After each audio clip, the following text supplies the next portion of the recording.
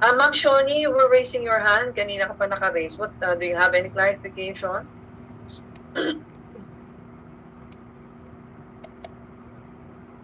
Ma'am Shoni?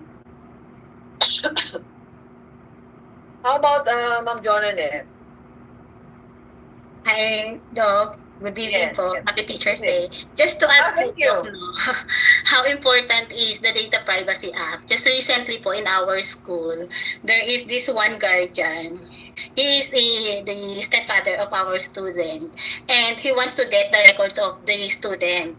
Okay. Yes. Only to find out po that those records ay gagamitin niya just to blackmail the mother. Okay? Kasi parang naghiwalay po sila. So, Yeah. ganun po siya ganun po tayo ka-vigilant dapat when it comes to the records of our students. We have to make sure na yung kumukuha po talaga is really the guardian or the parent. Aside from that, we should not give any records to anybody po. How did